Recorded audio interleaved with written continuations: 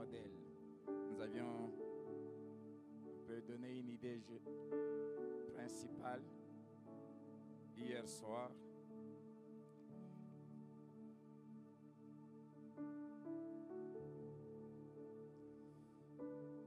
Nous voulons, et c'est ça même la pensée de Dieu, c'est que nous ne soyons pas des gens qui tâtonnent. Vous savez, quand vous tâtonnez, vous commencez ici, vous essayez ici, ça ne marche pas. Vous essayez là-bas, ça ne marche pas. Vous perdez du temps, vous perdez des moyens, de l'argent, vous perdez des efforts. Et Dieu nous appelle en disant, regarde, chacun de nous a un livre qui est écrit en son nom, où sont repris tous les jours de sa vie, ainsi que tout ce que Dieu a prévu qu'il fasse jour après jour. Si nous apprenons simplement à aller chaque matin vers lui, ouvrir les livres dans la page de ce jour-là, lire ce qui est écrit et on sort pour reproduire. Si Moïse avait osé ne pas bien regarder, ajouter quelque chose de sa propre pensée dans la construction du tabernacle, il allait compromettre tout le programme du salut. Parce que tous les tabernacles, de A à Z, même les couleurs, tout parlait de Jésus, de l'œuvre qu'il allait accomplir et de ce qu'il allait faire pour nous sauver. Tous les tabernacles, c'est Jésus. Alors il fallait que tout soit conforme à ce que Jésus allait faire. Nous continuons dans cette même pensée d'agir selon les modèles. Ma prière de tout mon cœur, je crie à Dieu nuit et jour que cette église produise des hommes et des femmes qui ressemblent vraiment à Christ. Et c'est quand nous fonctionnons selon les modèles, ce que nous le faisons selon le modèle, c'est en ces moments-là que la gloire vient sur l'œuvre de nos mains. C'est quand Moïse a fait le tabernacle textuellement selon le modèle que la gloire de Dieu est descendue et elle a rempli le temple. Ce tabernacle. Et il lui dit, regarde. Ce n'est pas un regard rapide, non. Fixe l'attention sur ce qu'on te montre. Regarde, concentre-toi, parce qu'il faut prendre ce que tu vois, mettre ça dans ton cerveau, mémoriser ça, parce que le lieu où on te montre et le lieu où tu vas fabriquer ce que tu vois sont des endroits différents.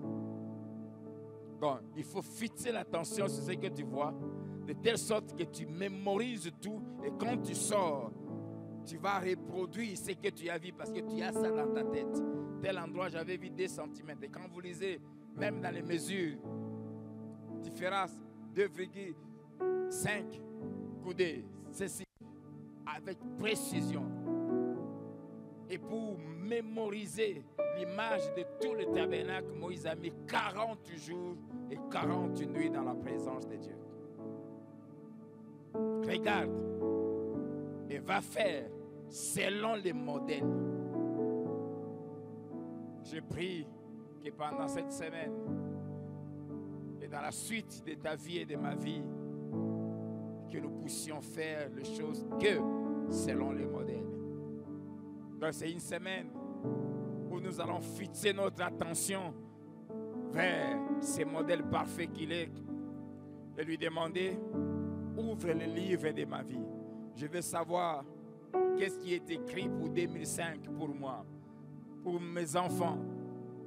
Qu'est-ce qui est écrit pour 2026, pour 2027, pour 2028.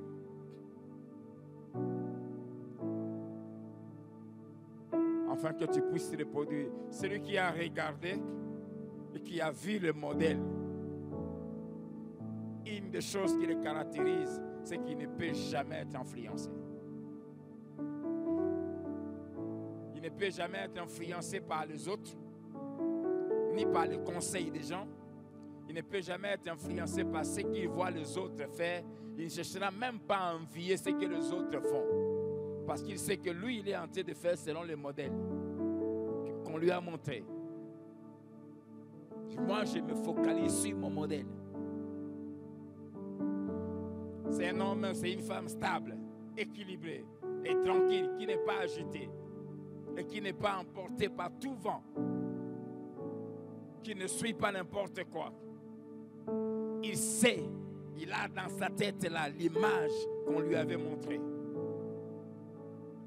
Et il est focus sur ça. C'est ça la pensée. On l'avait dit hier soir. De cette semaine, regarde et fais selon les modèles. Le psaume 63, les 3 premiers versets. Oh Dieu, tu es mon Dieu, je te cherche. Mon âme a soif de toi. J'ai prié que nous ayons soif de Dieu, mais surtout soif du modèle qu'il est, que nous devons reproduire. Mon corps soupire après toi dans une terre aride. C'est ça, ce monde dans lequel nous vivons. Desséché sans eau. Sans eau. Et qu'est-ce qu'il faut faire? Ainsi, je te contemple dans les sanctuaires pour voir. Nous sommes venus contempler pour voir. Voir et puis mémoriser.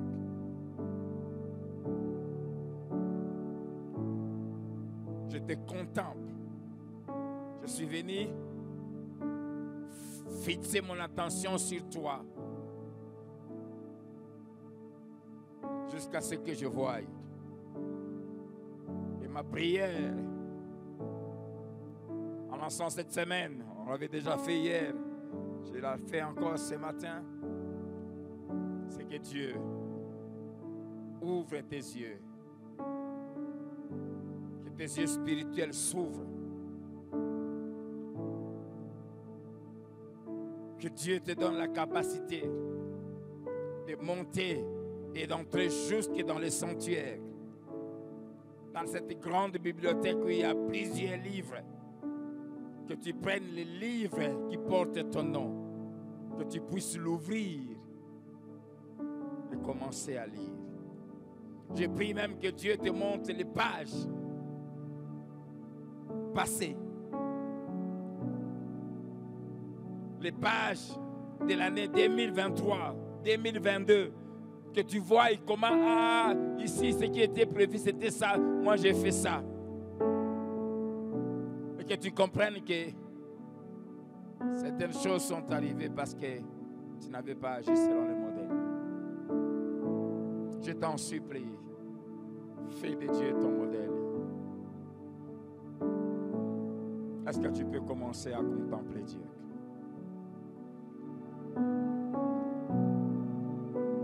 Dans la contemplation, on n'est pas là pour te pousser, non. Ton âme, ton corps doit le désirer.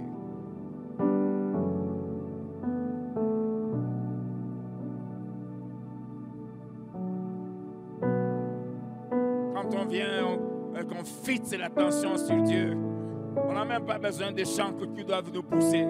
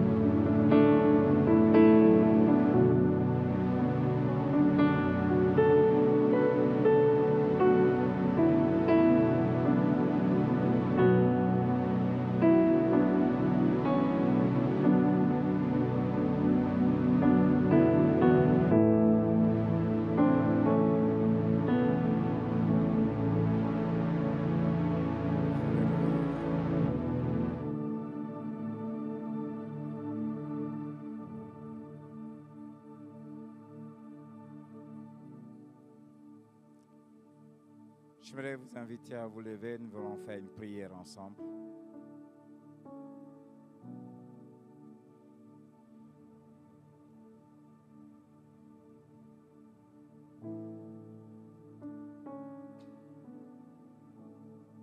Demandons à Dieu ensemble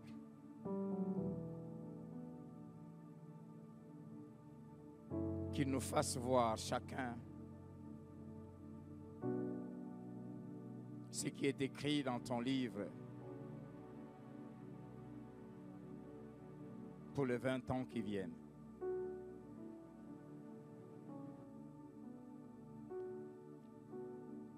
Dis à Dieu, ouvre mes yeux. Montre-moi la page de 2025.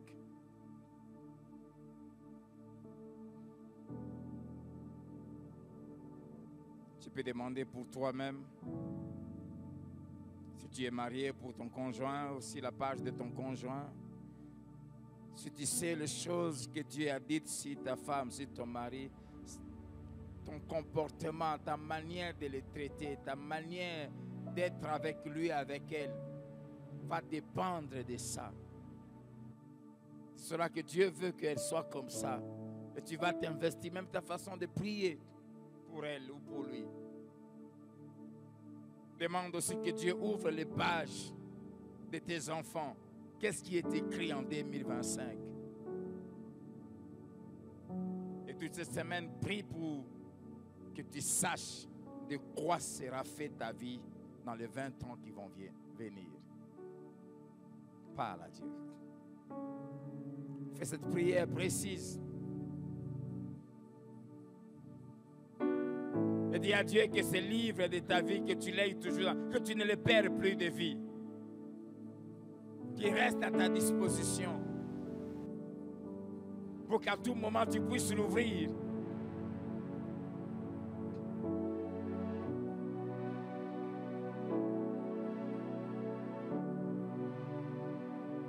Il y a des livres au ciel, écrits sur chacun de nous.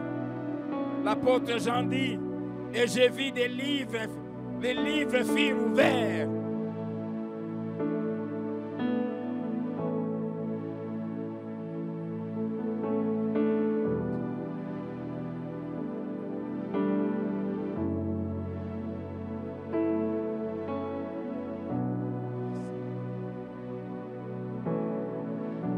Oh Dieu.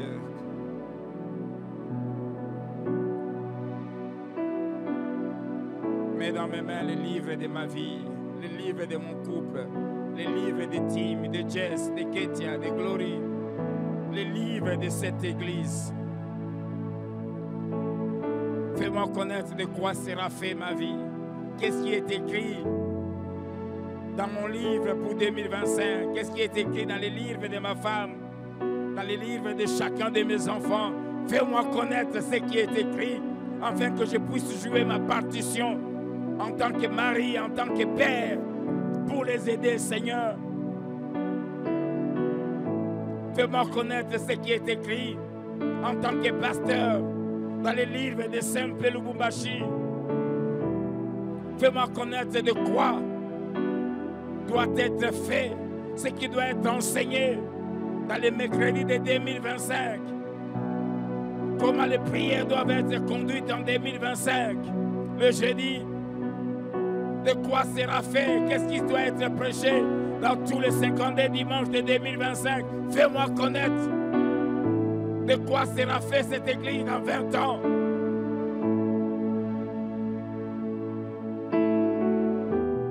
Je veux reproduire exactement comme Moïse les modèles qui m'ont montré. Montre-moi, Seigneur, comment vais-je reproduire si je ne vois pas? Comment vais-je reproduire si je ne vois pas? Je refuse de tâtonner. Je vais reproduire les modèles. Montre-moi, ouvre mes yeux.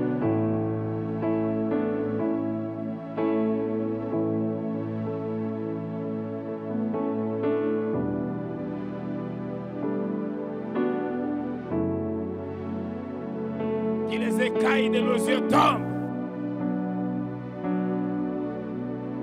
Si Paul nous a donné les épîtres, c'est parce que tu l'as amené jusqu'au ciel. Chez toi, tu lui as ouvert les livres. Il a lu ce qui était écrit pour l'Église. Tu lui as expliqué. Et quand il est redescendu, il a reproduit. Voilà pourquoi nous avons des épîtres aujourd'hui qui nous expliquent comment les rachetés doivent vivre. Comment le Fils du royaume doit vivre sur la terre. Les épîtres nous expliquent.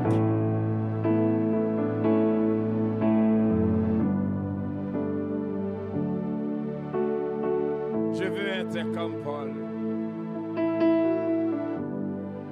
Seigneur, pendant cette semaine, amène-nous jusqu'au 3e ciel, là où tu avais amené Paul.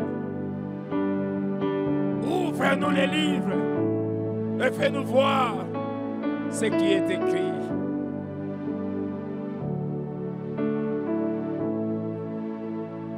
Seigneur, merci de le faire.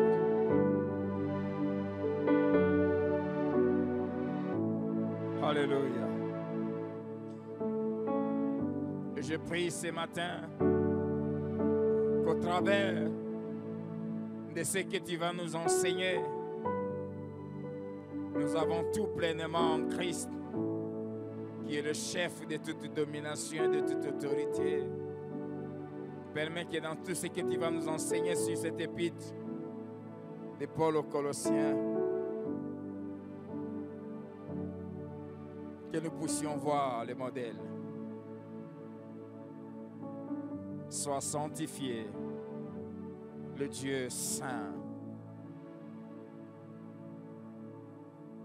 le Dieu plein d'amour,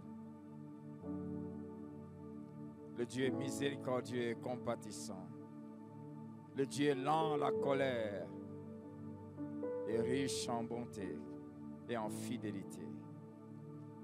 Sois sanctifié, le Dieu juste, le Dieu de paix,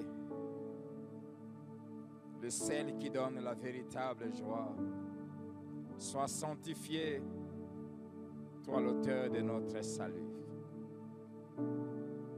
Merci de nous enseigner ce matin. Et bénis ces 5 matins au nom de Jésus. Comme tu vas bénir aussi des temps personnels et les 5 soirs. Sainteté à ton nom, au nom de Jésus. Amen. Amen.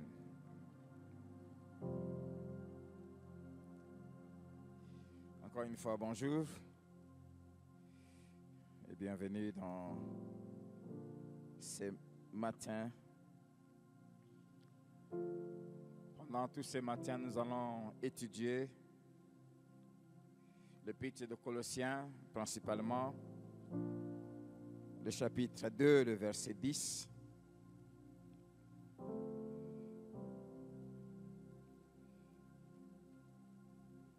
Où l'apôtre Paul nous dit, vous avez. Ce n'est pas vous aurez, vous avez. Donc c'est déjà en votre possession, c'est disponible. Vous avez tout. Tout. Pas certaines choses, non, tout. Et pas en petite quantité, il dit pleinement. Donc en quantité suffisante pour vous satisfaire. Pas vous aurez, vous avez. Il s'adresse à nous, les enfants de Dieu. Vous avez quoi? Tout. Comment? Pleinement, abondamment. Où? En lui. Et lui là, c'est qui? Christ. Et qui est-il? Il est le chef de toute domination et de toute autorité. Amen. J'aimerais nous encourager à aimer les épîtres. L'Ancien Testament c'est la conception du salut. C'est la préparation.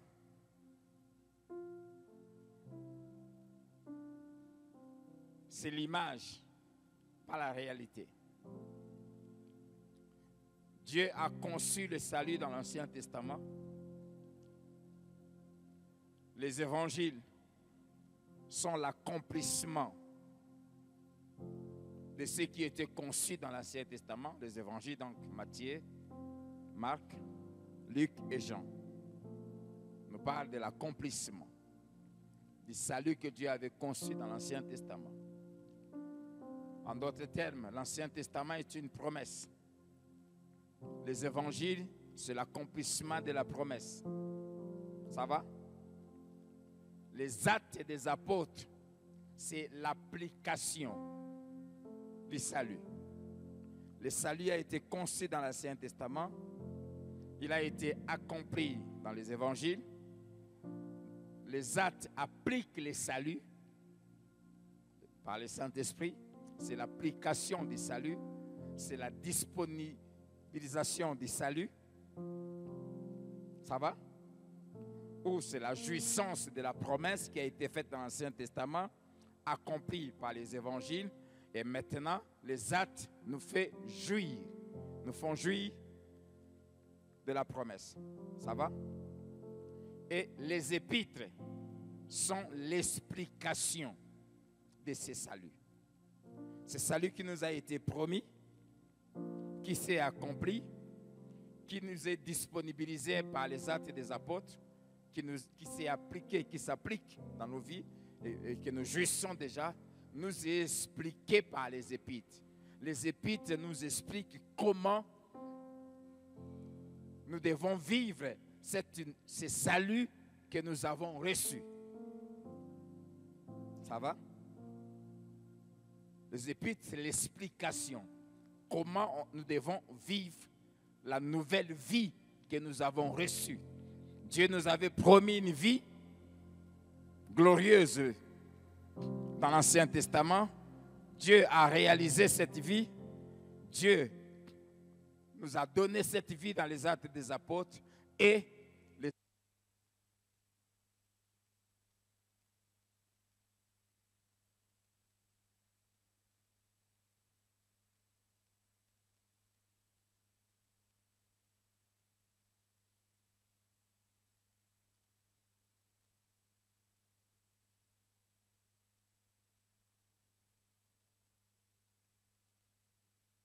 apôtres après et vécu selon ce salut, c'est-à-dire vécu. Nous avons vu, le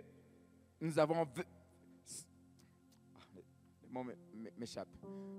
Comment nous avons vécu le salut qui nous a été donné, et maintenant l'Apocalypse nous dit, voici ce qui t'attend. La gloire, l'éternité dans la présence de Dieu. Et c'est ça la Bible. Amen. C'est ça toute la Bible. Et de Genèse 1:1 à Apocalypse 22:21, il y a un seul mot qui traverse toutes les pages. C'est Jésus. Un seul mot. Tout parle d'une seule personne.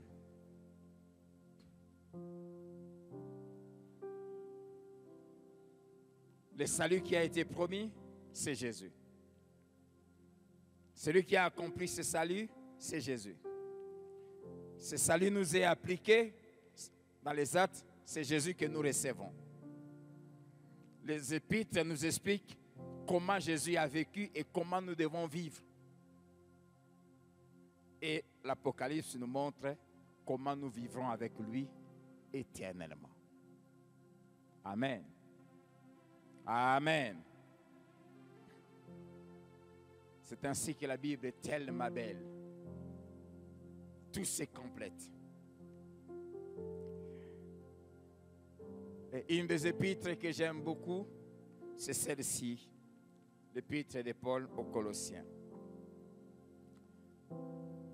Et le thème central, c'est que cette épître nous montre que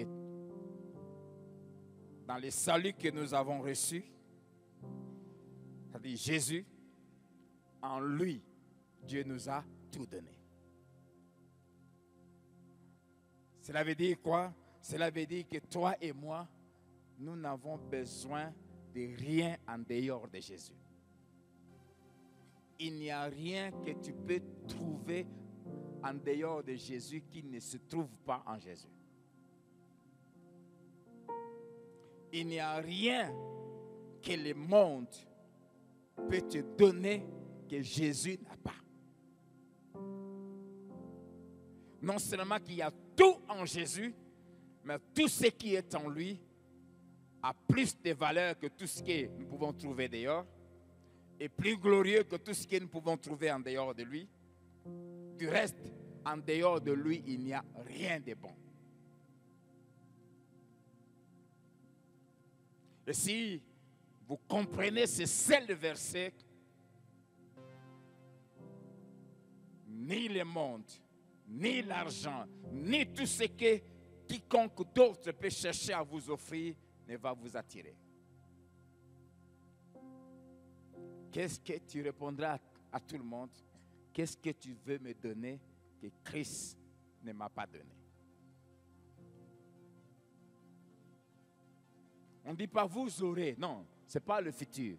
On dit vous avez. Si vous êtes en Christ et que Christ est en vous, vous avez.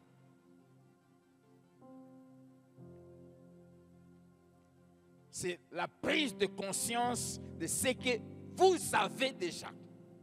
Savoir que j'ai ça. Et c'est quand tu es conscient, celui qui sait qu'il a l'argent en banque, quand un problème arrive, il prend le téléphone pour appeler les gens. Non, il part. Tout ce qu'il fait, c'est quoi? Il retire, il y prend. Parce qu'il a. Nous allons souvent chez les gens. Nous allons frapper dehors parce que nous ne sommes pas conscients que nous avons.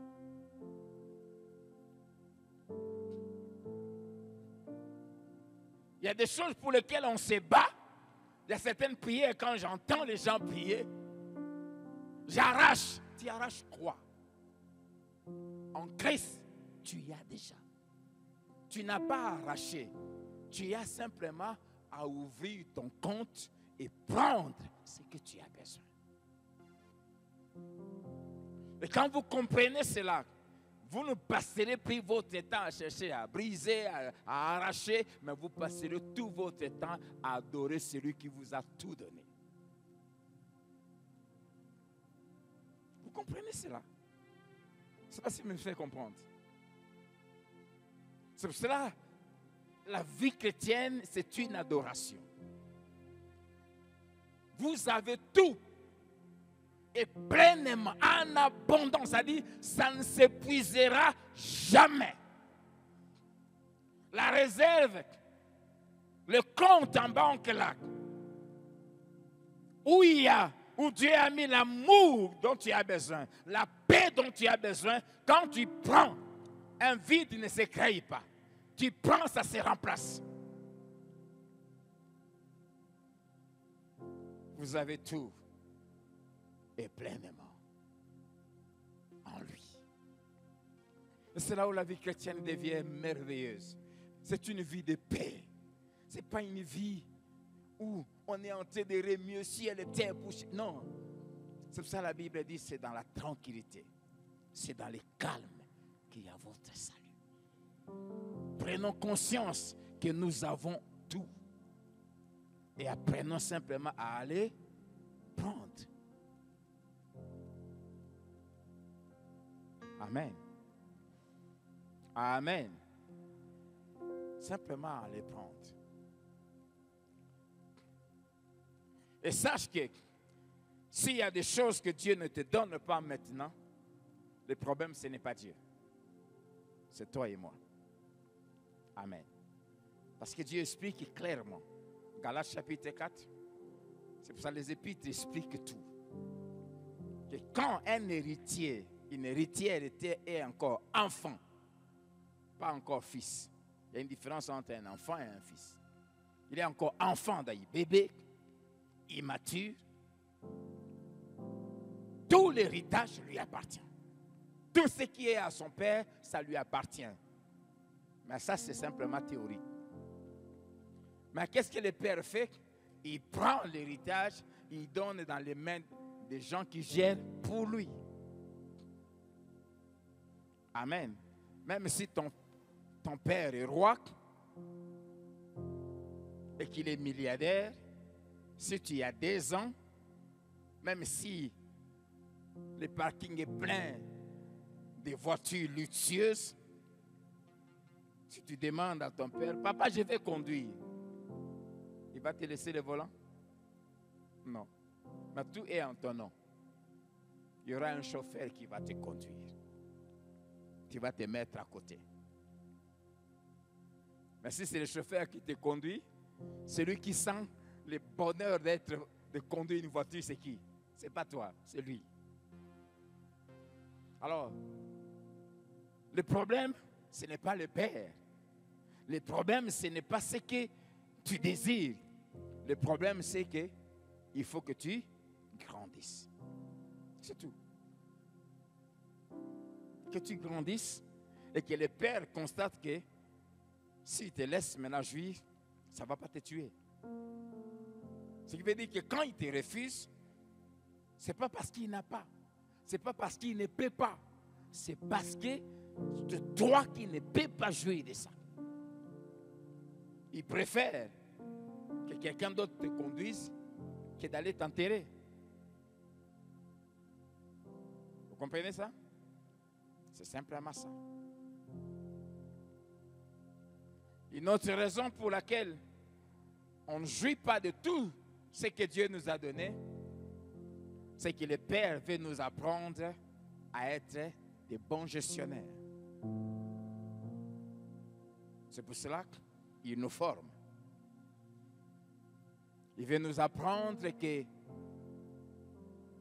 dans son royaume, le gaspillage n'est pas toléré. Dans les démultiplications des pains, Jésus nous montre comment on fonctionne dans le royaume. Les choses que le Père a produites, on ne joue pas avec. Tout ce qu'il dit, ramasser tout ce qui est resté.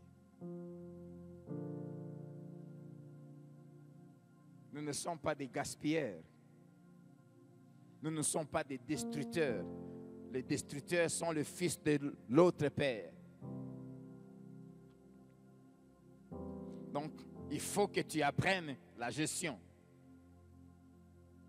Que tu deviennes structuré. Que tu deviennes organisé. Que tu deviennes discipliné. Et que tu comprennes le principe du royaume. Dans le royaume, il n'y a pas l'égyptionnisme. Il n'y a pas l'avantardisme. Il n'y a pas les choses qu'on nous a données. On ne s'en sert pas pour détruire. Alors, c'est toute cette école-là qui fait qu'il y a des choses qui ne nous sont données que quand le Père voit que nous sommes devenus responsables, que nous avons compris les principes du royaume, comment on se sert des richesses du royaume et quel est le but. Et la chose la plus importante qu'il faut apprendre en tant que fils et filles, pour que le Père nous laisse jouir de tout ce que nous avons déjà, j'insiste, que nous avons, pas nous aurons, nous avons, c'est que dans le royaume, tout s'est fait pour la gloire du Père. Le Père nous a tout donné, mais ce qu'il nous a donné doit servir qu'à sa gloire. N'ose jamais prendre ce qu'il te donne pour te faire voir comme tu es devenu quelqu'un de spécial. Quand tu comprends que tout doit te ramener, quand il te donne, c'est pour que ça te ramène vers lui et que ton attention soit fixée, pas sur ce qu'il t'a donné, mais sur lui. Apprendre à recevoir du Père et après avoir reçu, mettre ça de côté, mais garder les yeux toujours vers lui. Que jamais ce que tu reçois ne détourne ton attention de lui. Plus il te donne, que dis-je, plus il t'autorise à prendre ce que tu as déjà. Parce que donner, c'est comme si ce n'est pas encore pour toi. Non, vous avez. Ce que le Père fait plutôt, c'est nous autoriser. Amen. Il y a plus de 20 ans, j'avais ouvert pour chacun de mes enfants des comptes bloqués. Au nom de chacun. Où chaque mois, j'ai déversé un $50, un $20, un $100. C'est comme ça que j'ai préparé sans me battre les études de mes enfants à l'étranger. Comme je disais toujours, Seigneur, mon père m'avait promis, tu as ton diplôme aujourd'hui, demain tu es dans l'avion, tu pars. Et il n'a pas réalisé cela. Je vais donner ça à mes enfants. Et il m'a dit, ça se prépare.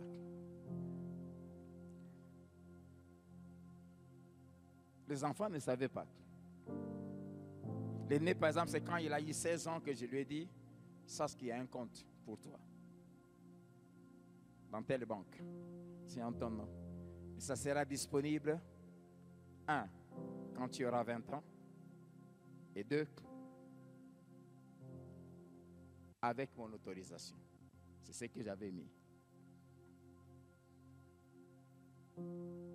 Mais j'ai le droit, même quand tu auras 18 ans, d'utiliser ça pour toi.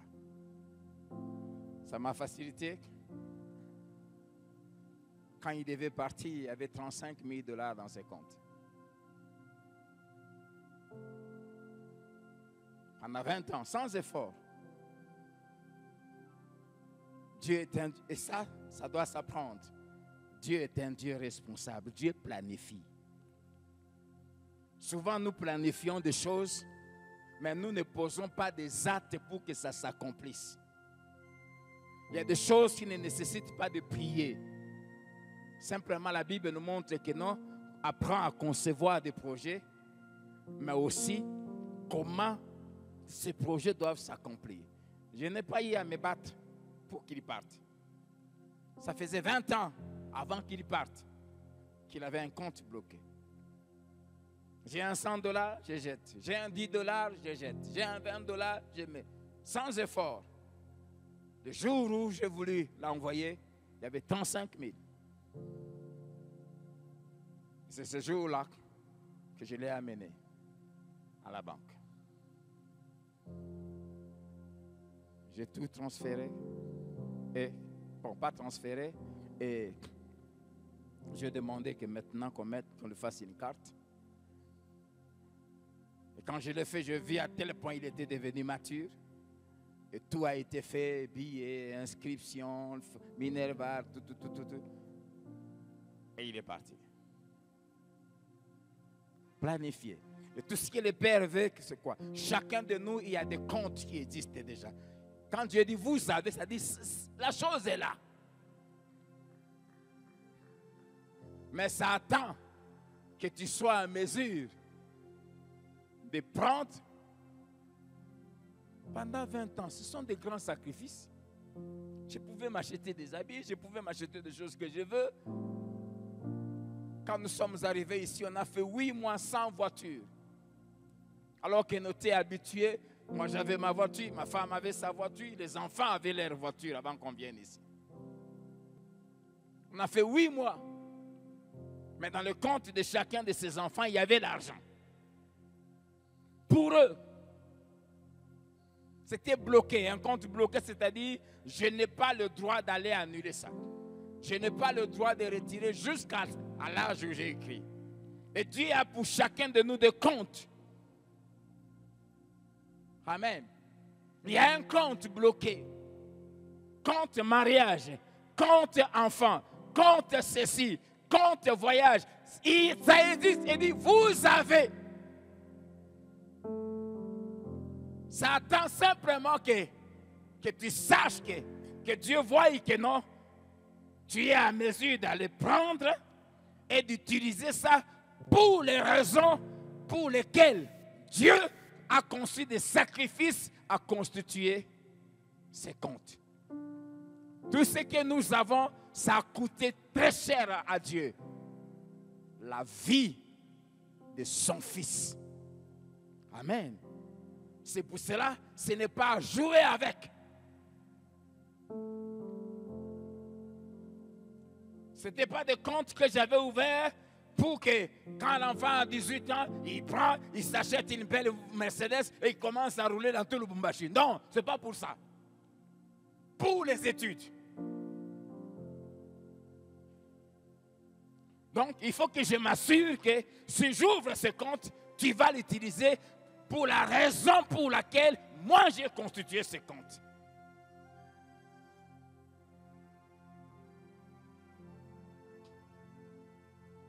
Est-ce que je me fais comprendre?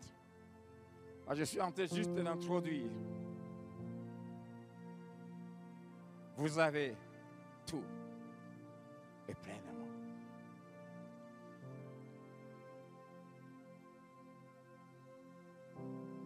Et Dieu souffre. Imaginez que l'enfant a grandi, mais il est désordonné. Il fait des bêtises. Malgré tout l'amour que j'ai pour lui. Il a femme là-bas, fille là-bas, il engrosse là-bas. Est-ce que je vais lui dire que non, il y a 35 000 $ dans ton compte? Je ne le dirai pas. Je ne le dirai pas. Ça va me faire souffrir. Parfois, je le veux. Papa, je peux avoir un 10 $? Non. Pourquoi? Parce que je sais que si je le donne, il va sortir, peut-être s'acheter une cigarette. Si l'enfant filme, je ne vais pas donner. Mais après, il va me voir, peut-être je m'achète un costume de 300 $. Je t'ai demandé 10 $. Je ne vais pas te donner, ce n'est pas parce que je n'ai pas. Je ne vais pas te donner, ce n'est pas parce que aussi il n'y en a pas pour toi. Je ne vais pas te donner à cause de ton style de vie.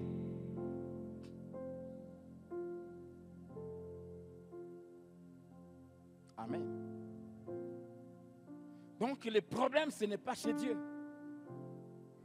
Et ce que je veux pendant ces 5 jours, c'est que chacun prenne conscience que tu n'as pas à chercher.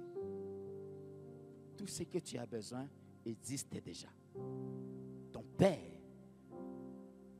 C'est pour cela qu'on chante que c'est un Père responsable. En Christ, il a tout mis là-bas. Christ est une banque où il y a tout. Tu n'as qu'à aller prendre. Mais pour aller prendre, il faut remplir les conditions qui te permettent de commencer à jouir.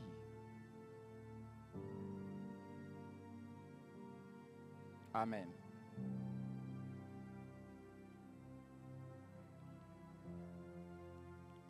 Alors j'aimerais, avant que nous puissions, peut-être à partir de mercredi, commencer à parler de tout ce que nous avons en Christ, j'aimerais vous encourager à faire des études, à étudier la Bible. Il faut la lire, la Bible, il faut la mémoriser, la Bible, il faut l'étudier, et la Bible, il faut l'écouter. Et j'aimerais vous encourager à faire des études. On va d'abord commencer par faire une étude du contexte de cette épître de Paul aux Colossiens plutôt.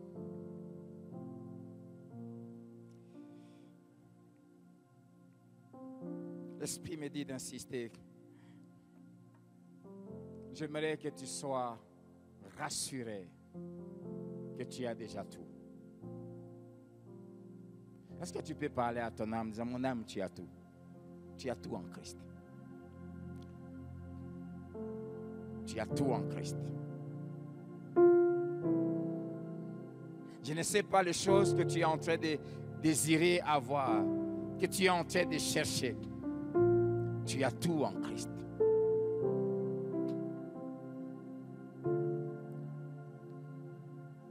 J'ai prié pour une d'entre nous ici, une sœur, qui est venue à mon bureau déjà à 3 reprises. Me dit, papa, je suis fatigué d'être seul. Et un jour, j'ai pris une nuit entière de prier seulement pour elle. Elle ne sait même pas. Je disais à Dieu, Seigneur, bénis-la. Donne-lui l'homme de sa vie. Elle a grandi, elle a fini ses études. Seigneur, elle travaille, elle gagne. Donne. Et puis Dieu m'ouvre les yeux. Il me montre un problème. Le Seigneur me dit, elle est colérique à un niveau. Tant qu'elle n'enlève pas ça, je ne peux pas lui donner un mari. Parce que sa colère là, et Dieu me dit, elle ressemble à la colère de Siméon et de Lévi. C'est une colère qui est capable de tuer. Au lieu de demander pour elle le mari, prie pour sa délivrance, qu'elle soit délivrée de cette colère. Vous voyez? Ça veut dire quoi? Le mari est déjà là. Il existe. Mais le problème, c'est elle-même. Je l'ai fait venir. Je lui ai posé une question directe. Est-ce que tu es colérique? Puis elle baisse la tête. J'ai aimé sa sincérité. Elle dit, papa, je ne suis pas seulement colérique, je suis très colérique. Et je lui ai dit, telle nuit j'ai prié pour toi et voici ce que Dieu m'a parlé. Il dit, ta colère là, tu es capable de tuer.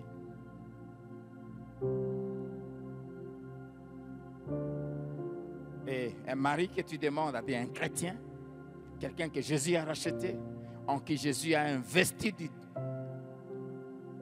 pour façonner, pour tailler, faire de lui un homme qui réjouit le cœur de Dieu. Dieu ne veut pas que je te le donne. Et puis un jour, qu'il fasse quelque chose qui te met en colère, au point que tu prends même un couteau pour et puis tu le tues. Et puis toi, tu vas en prison. Il va vous perdre, vous deux. Règle ces problèmes.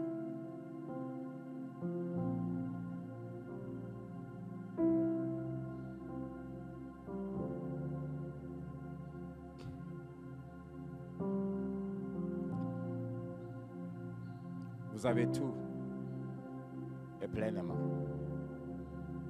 Vous là, c'est toi et moi. Vous avez. J'insiste sur le temps présent ici. Vous avez. Ce n'est pas vous aurez.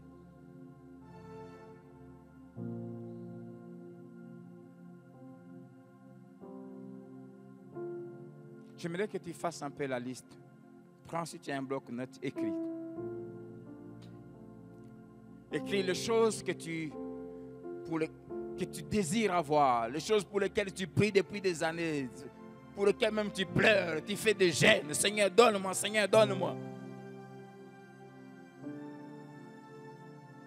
Prends même ton téléphone, va là où il y a les notes. Écris. Les choses que tu veux avoir.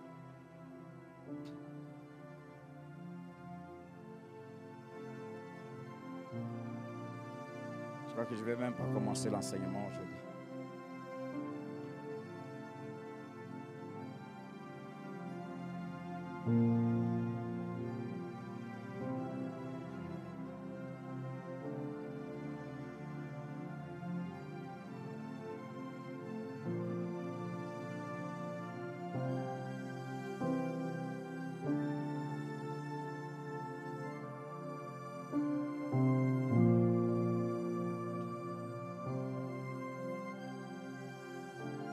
Ça peut être pour toi-même, ça peut être pour tes enfants.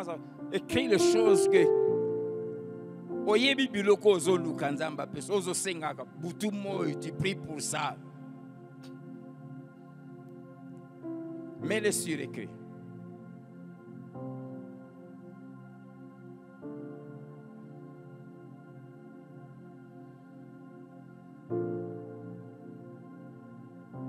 Mets-le par l'écrit.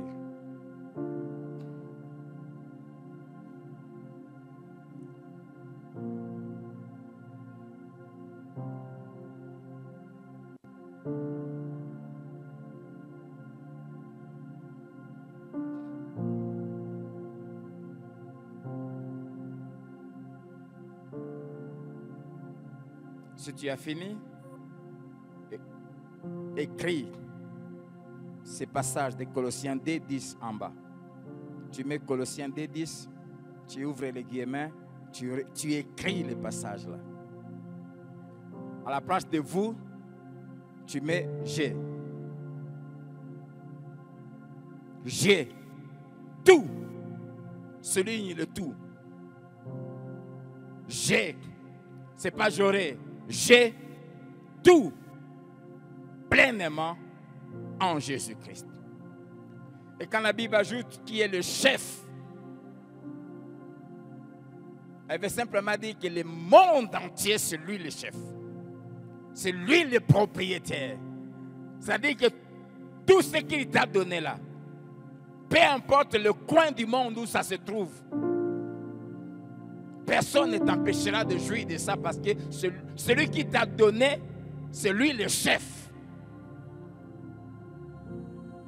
C'est pour cela qu'il n'y a pas un démon, il n'y a pas un sorcier, il n'y a pas un sataniste, il n'y a pas un humain qui peut t'empêcher de jouir de choses que Dieu t'a données. Parce que celui en qui tu les as, il est le chef. Le patron. Le monde est une entreprise. Si le monde est une banque, c'est lui le chef de la banque.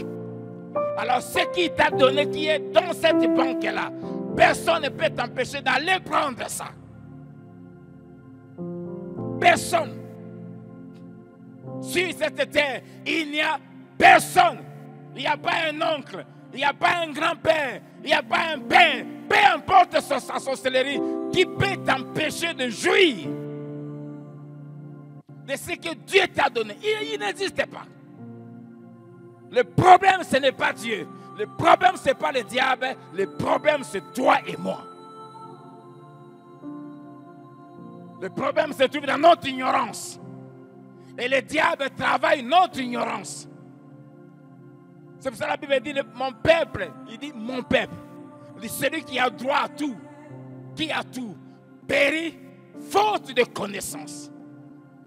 Et tout ce matin, je veux que nous prenions conscience que nous avons tout.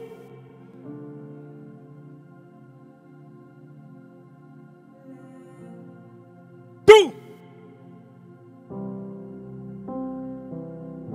Bien spirituel, bien matériel, sociaux, tout. Nous avons tout. Si le monde est une entreprise, le chef de cette entreprise, c'est Jésus. C'est pour dire que le travail, tu l'as en Christ.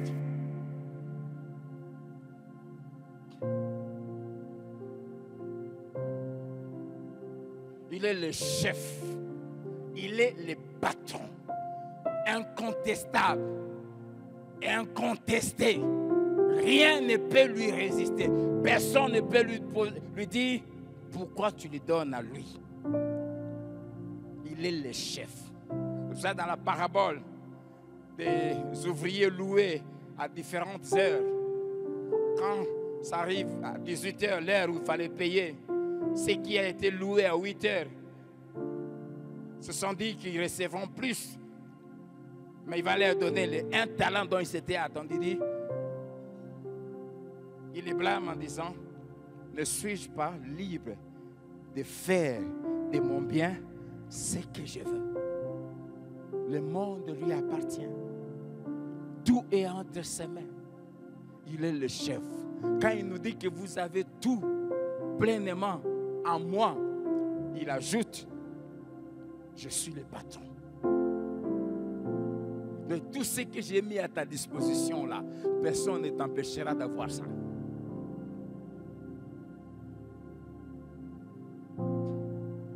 Un autre principe dans le royaume, c'est que tout ce que Dieu nous a donné, ça nous appartient. Il y a des magasins au nom de chacun. Il y a un magasin au ciel au nom de Jonathan. Et Dieu, le monde ne fait que reproduire.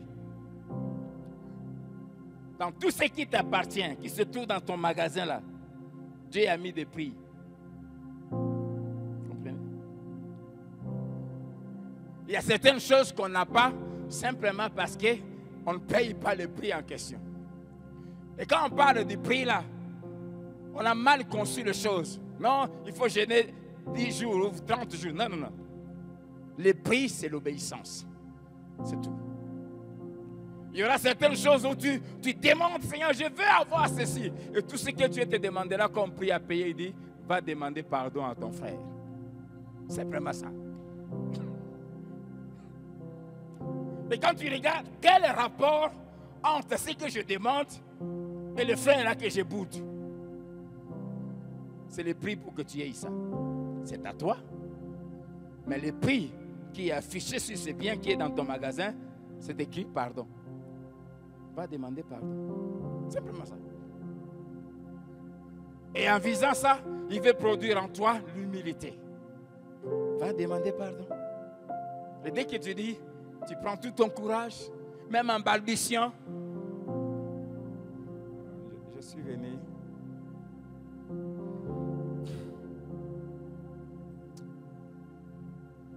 Ce que tu m'avais fait, ça m'a fait mal. Hein? On ne t'a pas demandé ça. Mais ce n'est pas un problème. Mais je suis quand même venu te demander pardon. Pardon parce que j'ai gardé une haine. Dès que tu fais sortir ça, bam, l'ordre est donné à l'ange qui a la clé. Ouvre. Et tu vas voir, la chose t'arrive avec toutes les facilités au monde. Le prix de chaque chose, c'est l'obéissance aux instructions qui nous sont données tous les jours. Simplement ça.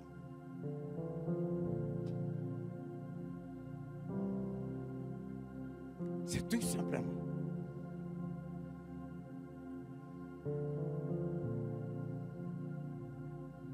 La femme samaritaine, donne-moi de cette eau. L'eau était là. C'est Jésus lui-même qui lui a dit que si tu bois de cette eau, tu auras toujours soif. Mais si tu bois l'eau que moi je vais te donner, tu n'auras plus soif. Donc cette eau-là est là. Jésus est venu à cet endroit uniquement pour cette femme-là. Tout ce qu'elle cherchait, qu'elle croyait trouver dans les sept maris, homme après homme, n'était pas là-bas. Ça se trouvait chez Jésus. Et Jésus lui dit, ce que tu cherches là, je l'ai. Et c'est pour toi. Donne-moi. Il lui dit, il y a un prix. Le prix, c'est quoi? Va m'appeler ton mari. Je n'ai pas de mari. Le prix, c'était simplement un, reconnaître le style de vie qu'elle mène. 2, demander pardon. 3, abandonner ça. C'était simplement.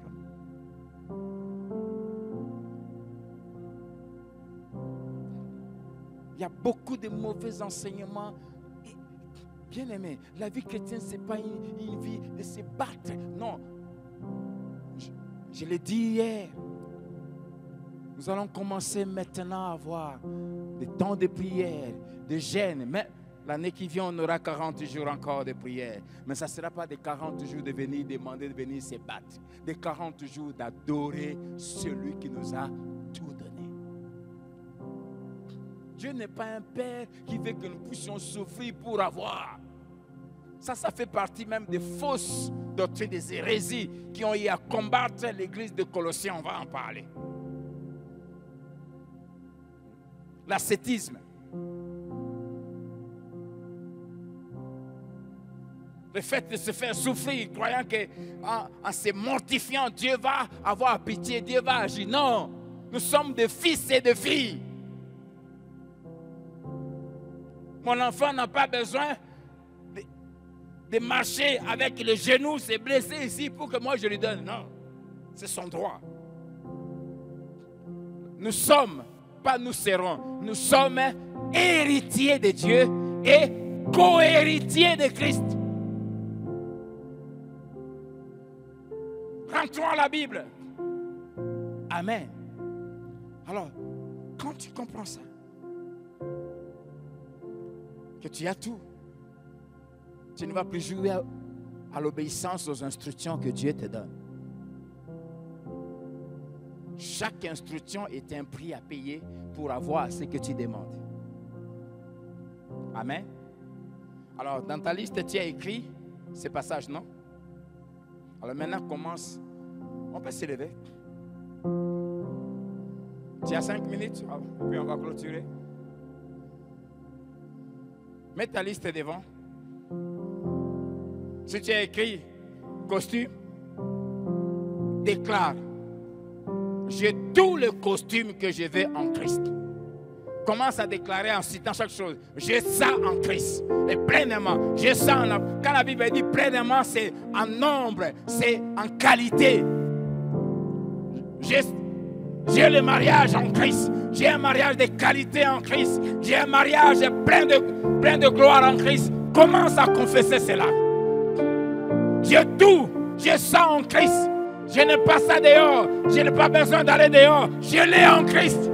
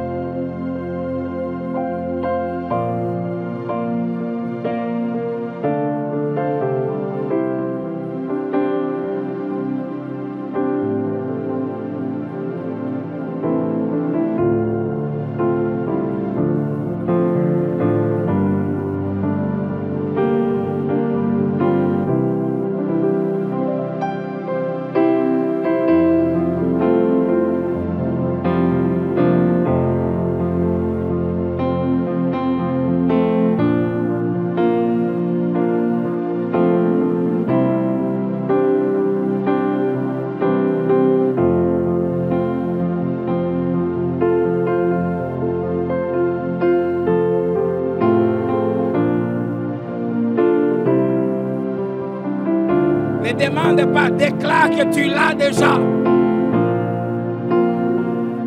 J'ai ça en Christ, j'ai ça en qualité, j'ai ça en nombre, j'ai ça en abondance. J'ai le mariage de mes enfants en Christ. J'ai le succès dans les études de mes enfants en Christ. J'ai la santé de mes enfants en Christ. J'ai la santé de ma femme en Christ. J'ai ma santé en Christ. J'ai la longévité pour moi et ma famille en Christ. J'ai la protection en Christ. Et en abondance. Personne ne peut me toucher. Personne ne peut me tuer. Personne ne peut me détruire. J'ai la protection en Christ. J'ai la voiture en Christ. J'ai la joie en abondance en Christ. Plus de place de tristesse dans ma vie. Plus de place de tristesse, de larmes dans ma vie. J'ai la joie en Christ. J'ai les nuits paisibles en Christ. J'ai l'argent en abondance en Christ. J'ai l'onction en Christ.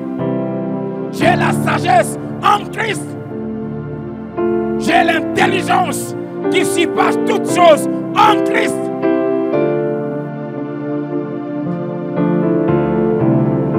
J'ai la victoire dans tous mes combats en Christ. J'ai la paix en Christ.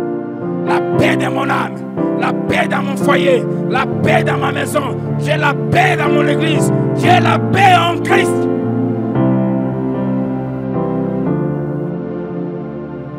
J'ai des maisons en Christ. Je refuse d'être locataire. Je ne veux plus être locataire. J'ai des maisons en Christ. J'ai des brebis en Christ et en grand nombre. Je n'ai pas besoin de manipuler, de flatter. Je l'ai en Christ. Déclare, cite chaque chose. Tu l'as en Christ.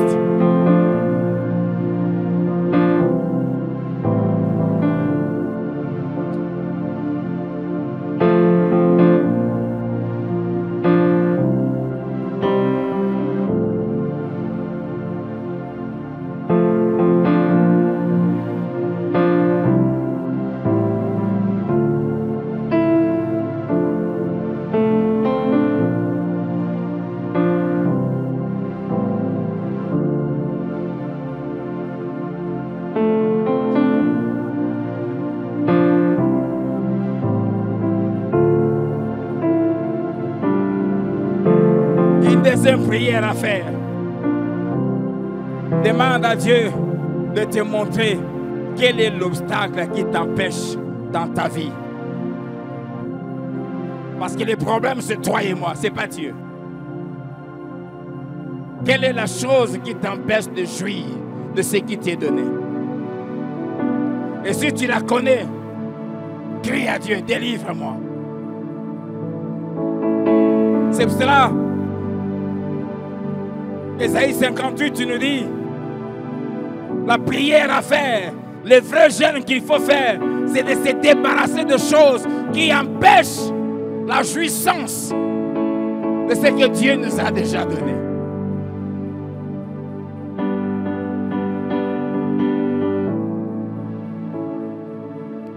Tu pries pour tes enfants, pour leur avenir, comme je vous ai partagé ici.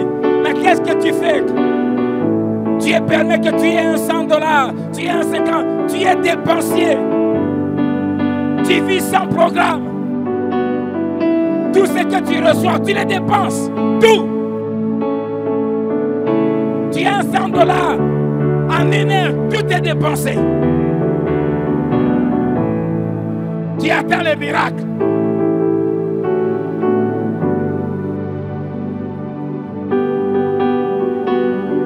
Que Dieu te donne l'intelligence de commencer à planifier, commencer à programmer, apprendre à bien gérer.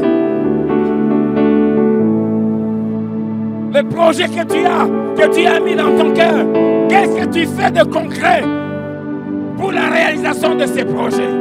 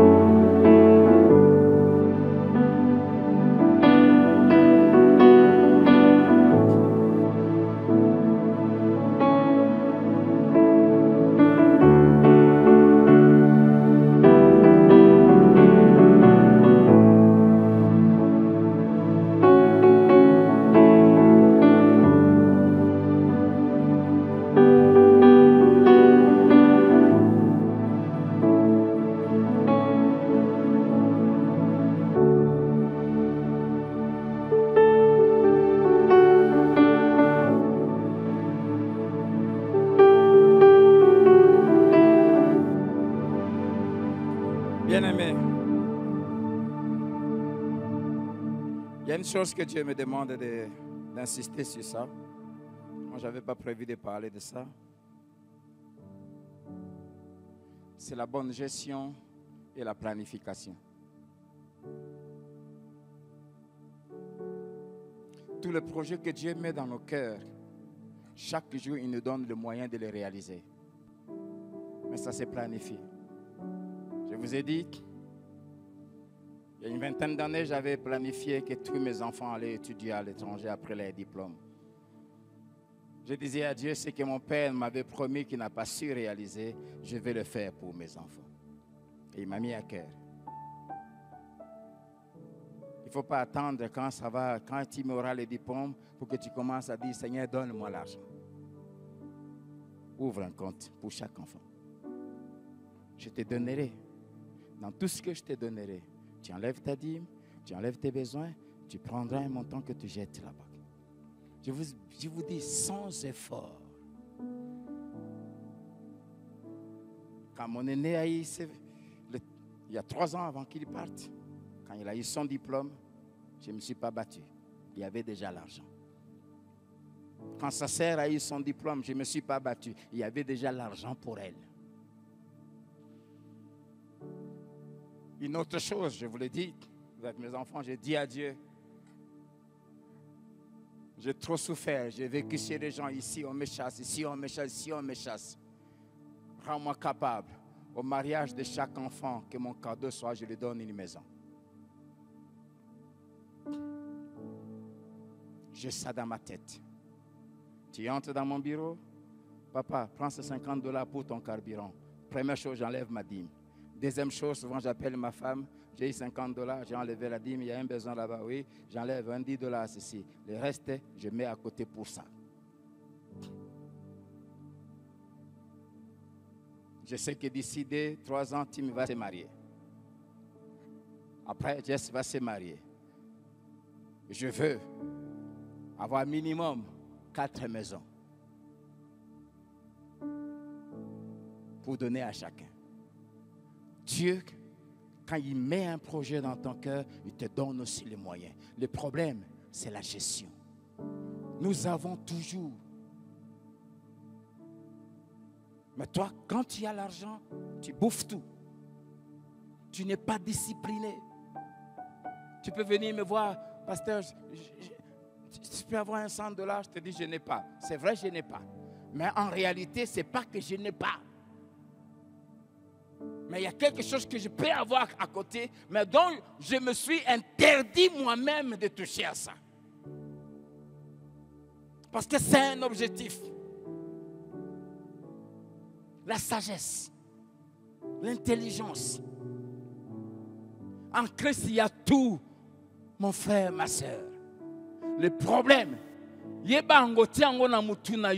problème des choses que tu attends à voir, ce n'est pas Dieu, ce n'est pas le diable, c'est toi et moi.